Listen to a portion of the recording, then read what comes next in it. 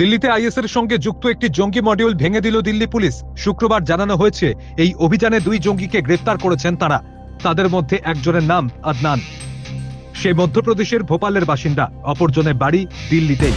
গোপন সূত্রে পাওয়া তথ্যের ভিত্তিতে দিল্লির সাদিকনগর এবং ভোপালে যৌথ অভিযান চালিয়ে 2 জনকে আটক করে পুলিশ, পরে গ্রেফতার করা হয়।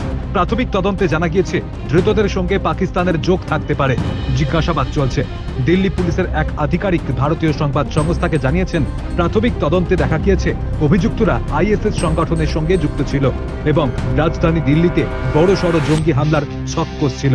তাদের কাছ থেকে বাজেয়াপ্ত করা হয়েছে একাধিক ইলেকট্রনিক যন্ত্রপাতি ও নাশকতার সঙ্গে যুক্ত প্রমাণস্বরূপ সামগ্রী। পুলিশের দাবি, এই গ্রেফতারির ফলে রাজধানীতে সম্ভাব্য এক সন্ত্রাস হানার হাত থেকে রক্ষা পাওয়া গিয়েছে। সেপ্টেম্বরে ধরা পড়েছিল পাকিস্তান ঘেঁষা আরও এক মডিউল। এর আগেও চলতি বছরের সেপ্টেম্বরে দিল্লি পুলিশ একটি পাকিস্তান ঘেঁষা সন্ত্রাস মডিউল ভেঙে ফেলে।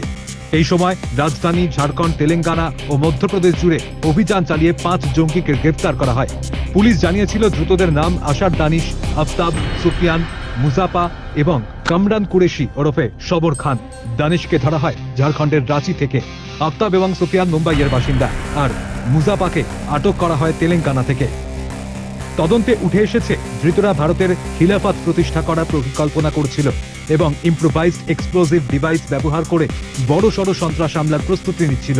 পুলিশ সূত্রে আরও জানা যায়, পাকিস্তান ভিত্তিক এক হ্যান্ডেলার সোশ্যাল মিডিয়ায় এনক্রিপ্টেড প্ল্যাটফর্মের মাধ্যমে যোগাযোগ রাখত তাদের সঙ্গে। এই হ্যান্ডেলারের কাছ থেকেই তারা পেত উগ্রপন্থী প্রচার সামগ্রী ও নির্দেশ।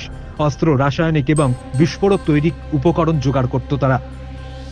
দিল্লি পুলিশের দাবি ছিল, এই জঙ্গি গোষ্ঠীর উদ্দেশ্য শুধু বিস্ফোরক তৈরি নয়, বরং দেশে এমন একটি আত্মনির্ভর সন্ত্রাস নেটওয়ার্ক তৈরি করা, যেখানে স্থানীয়ভাবে অস্ত্র প্রস্তুত করা যাবে এবং উগ্র মতাদর্শ আরও ছড়িয়ে দেওয়া যাবে।